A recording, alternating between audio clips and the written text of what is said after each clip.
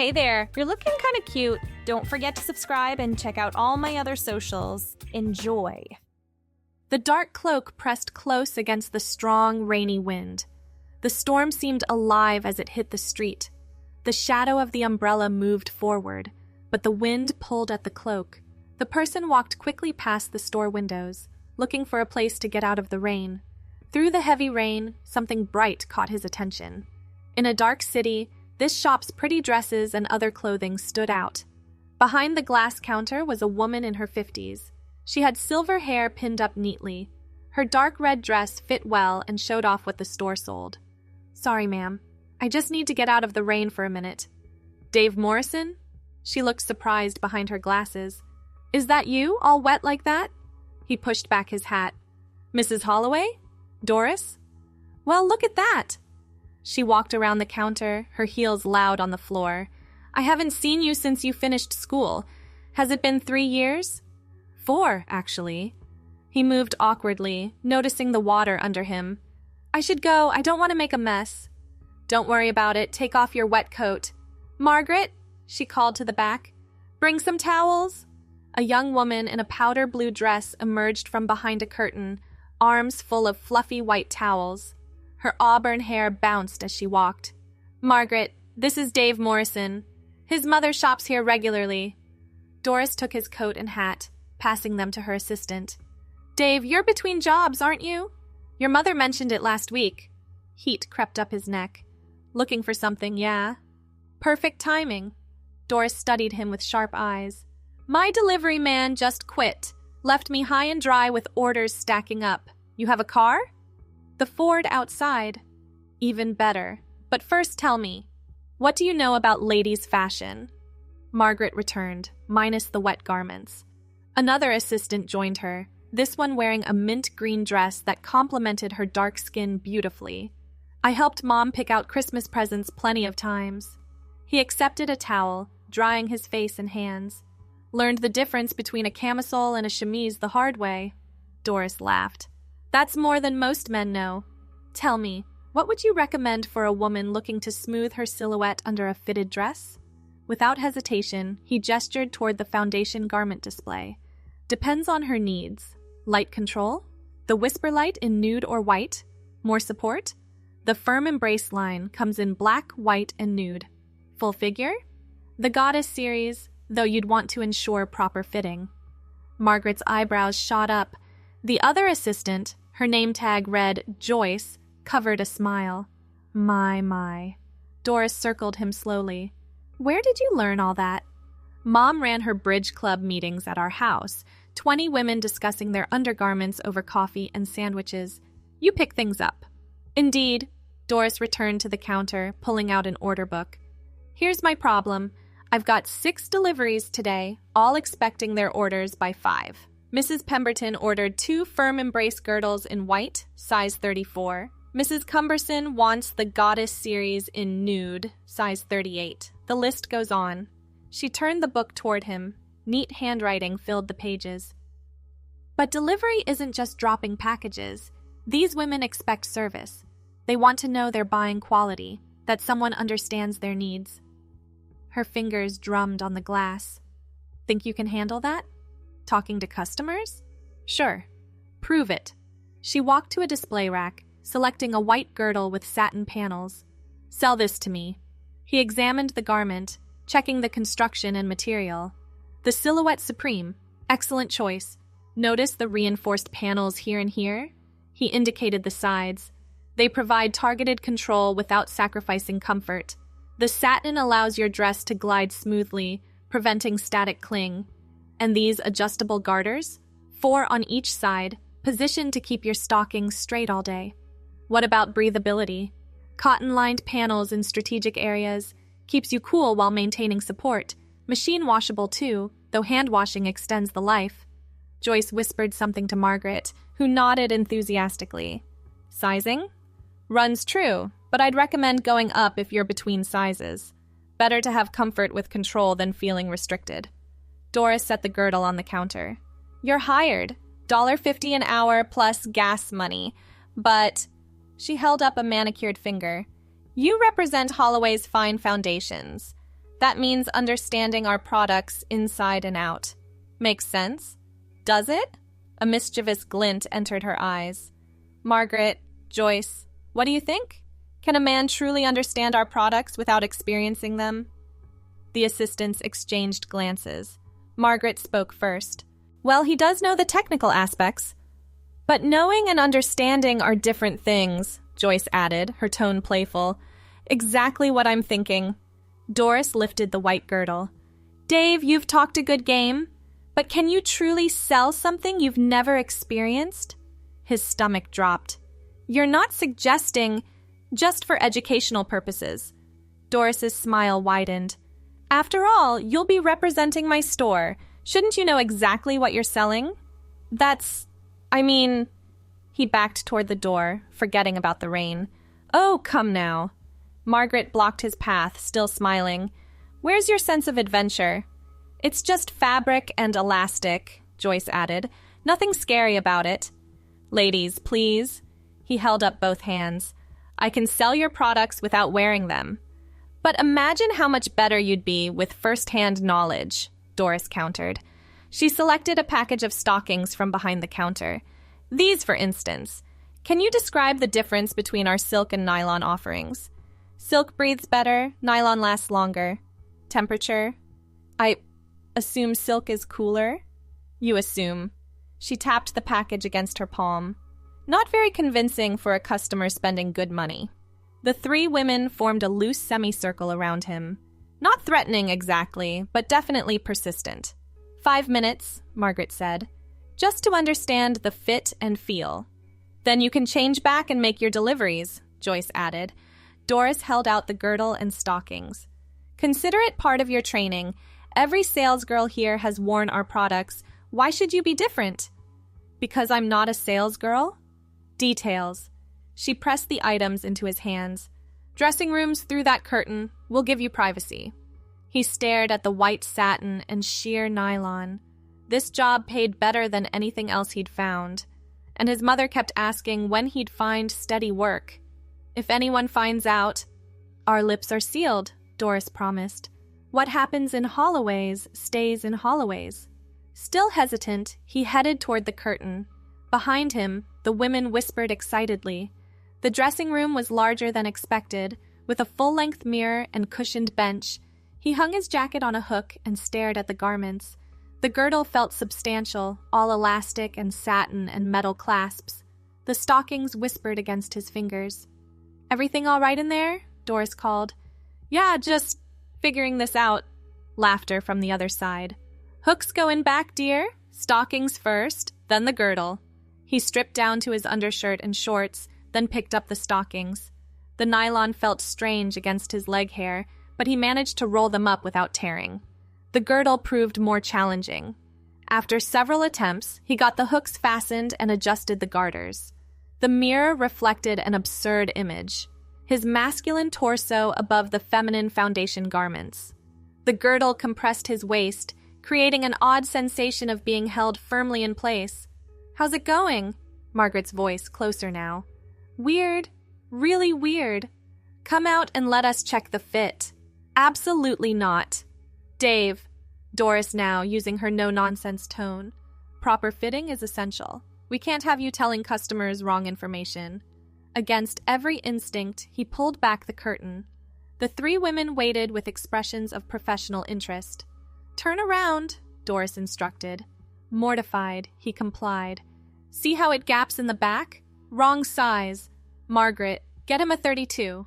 She tugged at the waistband. And these garters are too loose.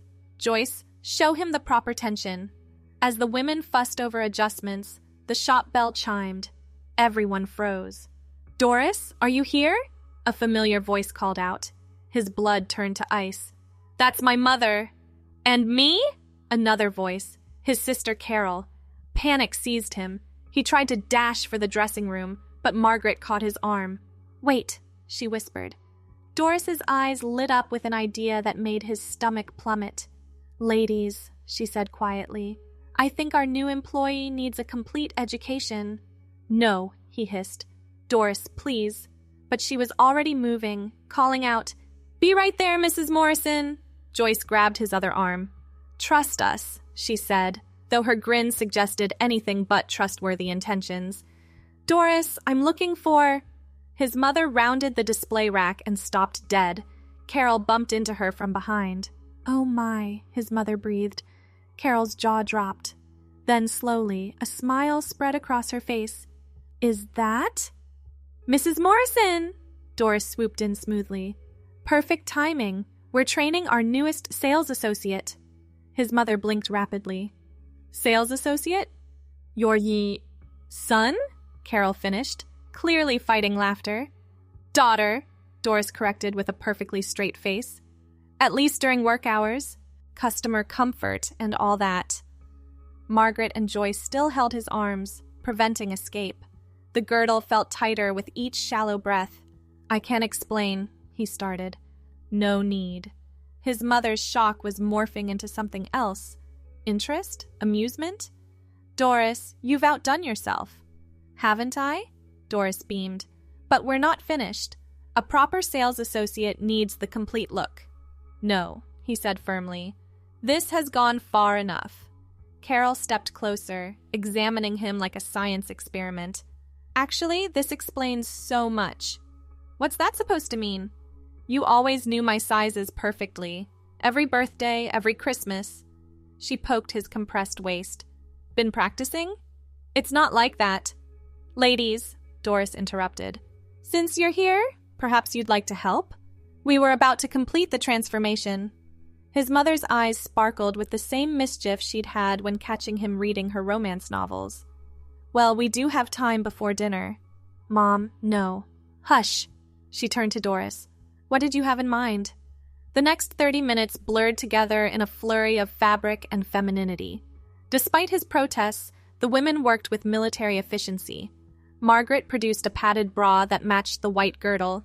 Joyce found a navy blue dress with 3/4 sleeves and a modest hemline.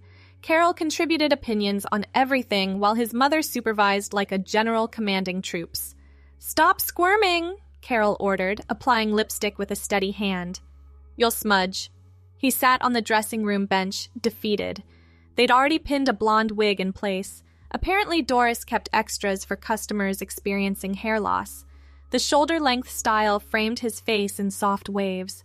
"Eyebrows need work," his mother noted. "But not bad for a rush job." "Shoes?" Joyce held up black pumps with low heels. "Size 11? 10.5, he corrected automatically, then winced. Carol snorted. "You would know your women's shoe size." The pumps fit perfectly, adding 2 inches to his height. When they finally allowed him to stand, the mirror revealed a complete transformation. The navy dress skimmed his padded curves, the hem hitting just below the knee. The blonde wig looked surprisingly natural against his skin tone.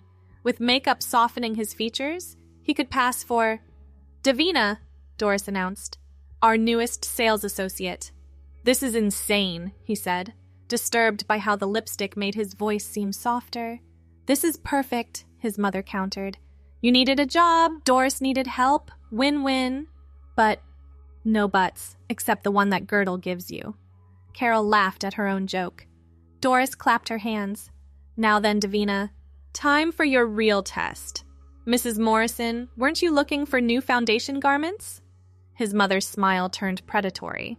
"As a matter of fact, yes. Carol needs some too." "I do? For that wedding next month, remember?" Carol caught on quickly. "Oh, right, that fitted dress won't work without proper foundation." "Excellent." Doris steered them toward the sales floor. "Davina will help you both." He wobbled on the unfamiliar heels. "I don't think—" "That's right, don't think. Just sell." Doris gave him a gentle push. "Show us what you've learned." Standing behind the counter where Doris had been earlier, he faced his mother and sister. They browsed the displays with exaggerated interest, clearly enjoying his discomfort.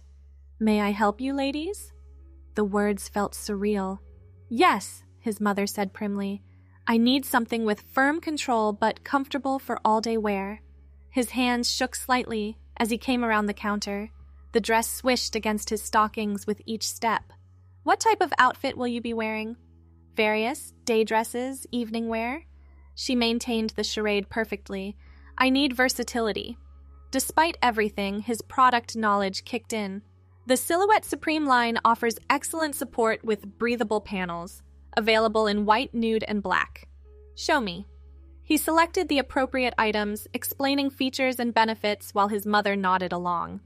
Carol pretended to examine stockings nearby, though her shoulders shook with suppressed laughter. What about sizing? His mother asked innocently. Heat flooded his face. You're a 36. Am I? How would you know that? Lucky guess, he muttered. Doris appeared with a measuring tape. Davina, always measure, never assume. The next level of humiliation arrived as he had to professionally measure his own mother while she stood there smirking. At least she stayed dressed. 36 exactly, he announced through gritted teeth. My daughter knows me so well, she said sweetly. Carol's laughter finally escaped. This is too good. And you, miss? He turned on his sister, finding a small bit of revenge in making her participate. Looking for foundation garments? I suppose I am. She played along, though less smoothly than their mother. He selected items he knew would work for her figure, explaining each with professional detachment. The absurdity of the situation, standing there in a dress and heels, selling girdles to his family, threatened to overwhelm him. These would work perfectly under your green dress, he said, then caught himself. Carol's eyes widened.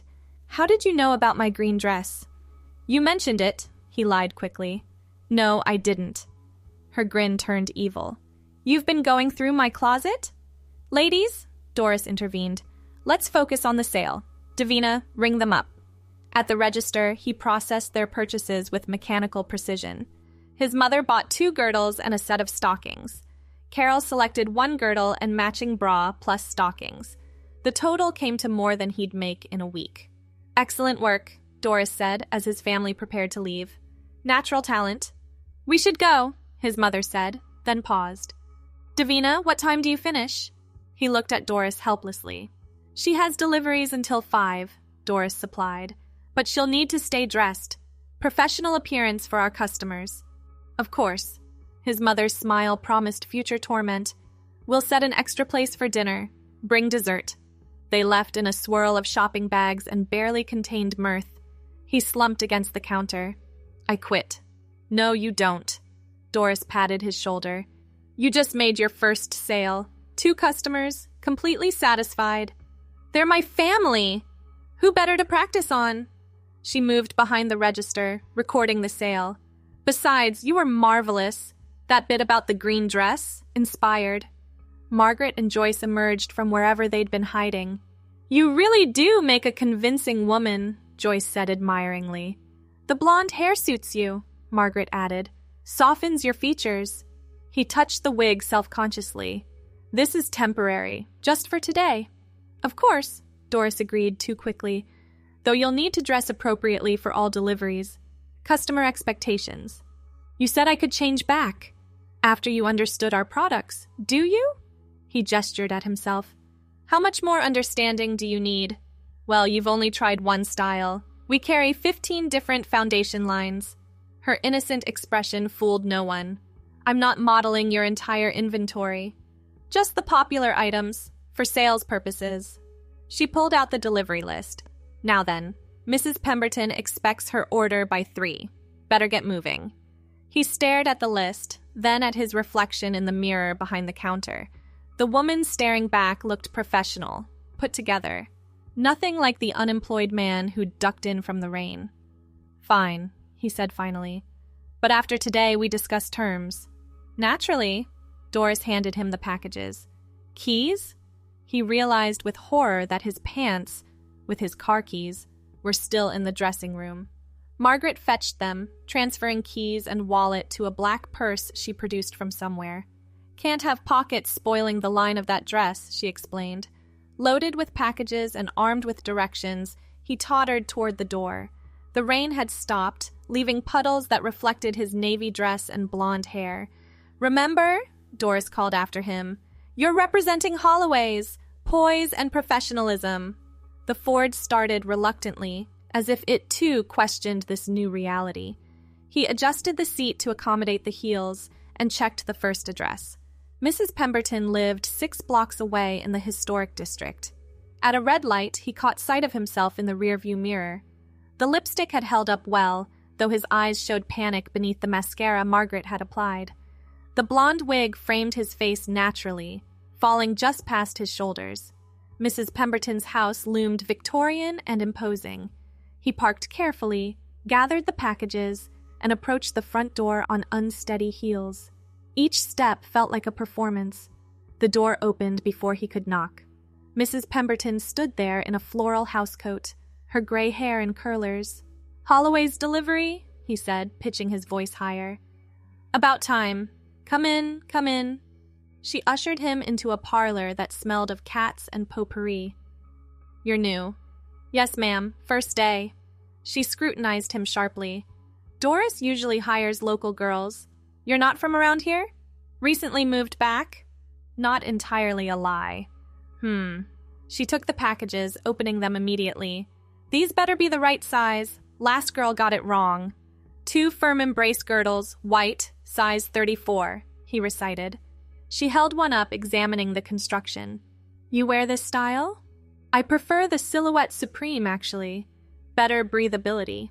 Her expression softened slightly. "Smart girl. These are for my daughter." "Wedding coming up? Congratulations to her. Help me check the fit? She's about your size." Before he could protest, Mrs. Pemberton held the girdle against him, eyeing it critically. The situation felt surreal, standing in a stranger's parlor while she compared foundation garments to his corseted waist. That should work, she decided. Tell Doris I'll need matching stockings, the ones with the reinforced heel. I'll make a note. She counted out payment, adding a small tip. You did good, girl. Better than the last one. Back in the car, he allowed himself a moment of relief. 1 down, 5 to go. The next address led to the newer suburbs. Mrs. Cumberson lived in a ranch-style home with perfect landscaping. This delivery proved easier. Mrs. Cumberson barely looked at him, just signed for the package, and sent him on his way. The third and fourth customers were equally straightforward, though one commented on his lovely hair and asked where he had it styled. My sister, he said quickly, figuring Carol deserved some blame for this situation. The fifth delivery took him to an apartment complex near the university. He climbed 2 flights of stairs, cursing the heels with each step. The customer, Mrs. Rodriguez, invited him in for tea. I insist, she said warmly. Doris's girls always stay for tea. He perched on the edge of a chintz sofa, knees together as the dress demanded. Mrs. Rodriguez bustled about with cups and saucers, chattering about her grandchildren. You have beautiful posture, she noted, pouring Earl Grey. So many young women slouch these days. Thank you. The girdle made slouching impossible anyway. How long have you worked for Doris? Just started today. Wonderful. She's very particular about her employees. Mrs. Rodriguez settled across from him. Only hires girls who understand femininity. He sipped tea carefully, mindful of the lipstick. She does have high standards. Tell me, what would you recommend for someone my age? I've been wearing the same style for 20 years. Despite himself, he found the conversation engaging. Mrs. Rodriguez listened attentively as he explained the newer, comfort-focused lines, designed for mature women who wanted support without restriction. You really know your products, she said approvingly. I'll come by the shop next week. The final delivery address made his heart sink. The Weatherby estate sat on Maple Avenue, directly across from his old high school. Mrs. Weatherby had taught his sophomore English class. He considered skipping it, telling Doris the customer wasn't home. But that would mean returning tomorrow, presumably dressed the same way. Better to get it over with. The maid who answered the door led him to a sitting room, where Mrs. Weatherby held court with 3 other women. His former teacher looked exactly the same. Steel gray hair, sharp blue eyes, and an expression that could freeze fire. The delivery from Holloway's, the maid announced. 4 sets of eyes turned his way. He recognized 2 of the other women, Mrs. Drake from the library and Judge Harrison's wife. Come in, dear, Mrs. Weatherby commanded. Let's see what Doris sent. He entered the circle of women, feeling like a gazelle among lions. They examined him with the same intensity they'd probably used on their own daughters. "You're new?" Mrs. Drake observed. "What's your name?" "Davina," he managed. "Unusual? Traditional or family name?" "Family." The lie came easily now. Mrs. Weatherby opened her package with precise movements. "These seem adequate, though I specifically requested the rose beige shade." He checked the invoice. "It says nude here, ma'am, but I can exchange it for rose beige if you prefer." "The nude will do, but make a note for next time." She studied him over her reading glasses. "You look familiar. Have we met?" His pulse hammered. "I don't think so, ma'am." You remind me of a former student." She waved dismissively, but that was years ago. The women resumed their conversation, apparently accepting his presence. He stood awkwardly, unsure if he should leave or wait for payment. "Sit," Judge Harrison's wife commanded, patting an empty chair. "Tell us about yourself." Trapped, he perched on the edge of the seat. The dress rode up slightly, requiring careful adjustment. "Not much to tell. Just started at Holloway's today." "Where did you work before?" Mrs. Drake asked. "Between jobs? The economy, you know." They nodded sympathetically. Mrs. Weatherby rang a small bell, summoning the maid. "Tea for our guest," she ordered, then turned back to him. "Doris trains her girls well. You'll do fine there." The conversation flowed around him. Gossip about people he vaguely remembered, complaints about their husbands, plans for the upcoming charity auction. He contributed when asked, surprised to find their acceptance oddly comforting. "You have excellent manners," Judge Harrison's wife noted. "So rare these days." "My mother insisted on them," he said truthfully. "Smart woman. Is she local?" Panic flared. "Yes, she shops at Holloway's, actually." "We probably know her then. What's her name?" Before he could construct another lie, Mrs. Weatherby's grandfather clock chimed 5. "Goodness, is that the time?" He stood quickly, smoothing the navy dress. "I should get back to the shop." Mrs. Weatherby handed him payment, plus a generous tip. "Well done, dear. Tell Doris I'm pleased." He escaped before more questions arose, heels clicking rapidly down the marble steps. In the car, he finally exhaled fully. The last delivery had tested every nerve, but he'd survived. The shop windows glowed warmly in the early evening light. He parked and gathered his courage. Time to change back and end this bizarre chapter. But Doris waited at the door with an expression that promised more complications. "Perfect timing. We have a situation." "What kind of situation?" He clutched the delivery receipts like a shield. "Mrs. Governor Matthews just called. She needs a complete foundation wardrobe for her European tour. She'll be here in 20 minutes. "So, you handle it." "I would, but she specifically requested my newest associate. Apparently, Mrs. Pemberton raved about you." Doris ushered him inside. "Called you a breath of fresh air and remarkably knowledgeable." "I can't serve the governor's wife." "Of course you can. You've done brilliantly all day." She checked his appearance, adjusting the blonde wig slightly. "Touch up your lipstick. Margaret, help her freshen up." The next hour passed in a blur of expensive garments and diplomatic conversation.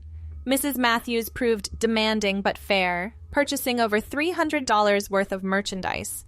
She complimented Davina repeatedly, even suggesting she consider modeling. "Such natural poise," the governor's wife said, signing the substantial check. "Doris, you've found a treasure." After she left, Doris tallied the day's sales with obvious satisfaction. "Best numbers we've had in months. You're a natural." "Great. Can I change now?" "About that..." Doris's expression turned serious. "I have a proposition," he groaned. "Why do I sense more complications?" "The holiday season starts next week, our busiest time. I need someone who can handle deliveries and work the sales floor." She named a salary that made his eyes widen. "Plus commission on sales." "That's generous." "There's one condition." She gestured at his appearance. "The customers expect Davina now. Word spreads fast in this town." "You want me to keep dressing like this?" "Just during work hours. What you do on your own time is your business." She pulled out a contract. 3-month trial period. If it works out, we'll discuss permanent arrangements. He stared at the papers. The money would solve every financial problem. But spending months as Davina, my family already knows, he said slowly. And apparently half the town's elite. Is that a yes? The shop phone rang before he could answer. Margaret picked up, then covered the receiver. It's Mrs. Morrison. She wants to know if Davina is still coming to dinner. He looked at his reflection in the mirror behind the counter. The blonde-haired woman in the navy dress looked confident, professional. Nothing like the desperate man who'd stumbled in from the rain. Tell her yes, he said finally, and I'll bring dessert. Doris smiled. Excellent. Now let's discuss your wardrobe. You can't wear the same dress every day. As they planned outfits and schedules, he wondered how his life had changed so dramatically in a single afternoon. But the strangest part? He was starting to feel comfortable in the heels. The next morning arrived too quickly. He stood before his closet, pushing aside his usual clothes to reach the small section now dedicated to Davina's wardrobe. Doris had insisted he take several dresses home, along with appropriate undergarments and shoes. He selected a burgundy dress with a modest neckline and pencil skirt. The routine of transformation was becoming familiar. Shower, shave everything twice, moisturize. The girdle went on easier now, though it still felt strange to have his waist so firmly controlled. The blonde wig sat on its stand, styled and ready. He'd considered growing out his own hair, but that would make the situation permanent in a way he wasn't ready to accept. Carefully, he pinned it in place, adjusting until it looked natural. Makeup remained a challenge. He kept it simple: foundation, powder, lipstick, and a touch of mascara. The effect was understated, but feminine. His mother sat at the Kit Cumberson table when he came downstairs, coffee cup frozen halfway to her lips. Still getting used to this, she admitted. You and me both. He poured his own coffee, careful not to smudge his lipstick. That dress fits perfectly. She set down her cup. Where did it come from? Doris loaned me several. Can't wear the same thing daily. No, I suppose not. She studied him with motherly concern. Are you sure about this? The money's too good to pass up. He smoothed the burgundy fabric. Besides, I already committed. That's not what I meant. He met her eyes. I know what you meant. And honestly, I don't know. But right now, I need this job. She nodded slowly. Just be careful. This town has long memories. The drive to work felt different in daylight. Other drivers seemed to notice him more, or maybe that was paranoia. At a stoplight, a man in the next car smiled and tipped his hat. He stared straight ahead, gripping the wheel tighter. Holloway's already bustled with activity. Margaret and Joyce were arranging a new window display featuring winter coats over elegant dresses. Morning, Davina, Margaret called cheerfully. Love the burgundy. It brings out your complexion, Joyce added. Doris emerged from the back room with an armload of boxes. Perfect timing. Mrs. Cumberson called. She wants those stockings after all. Can you run them over before we open? The morning delivery passed without incident. Mrs. Cumberson complimented his dress and ordered 2 more pairs of stockings. Back at the shop, customers were already browsing. Davina, could you help Mrs. Foster? Doris nodded toward a woman examining slips. Mrs. Foster turned out to be his mother's hairdresser. If she recognized him, she gave no sign, simply accepting his suggestions about which slip would work best under her new cocktail dress. The day developed a rhythm. Help customers, ring up sales, restock displays. His feet protested the heels, but he was learning to move more naturally. The constant awareness of his appearance, keeping knees together, smoothing his skirt when sitting, checking his lipstick, was exhausting but becoming automatic. Thanks for watching. Don't forget to check out my other socials if you want more content, early access, behind the scenes, and more. All links down below.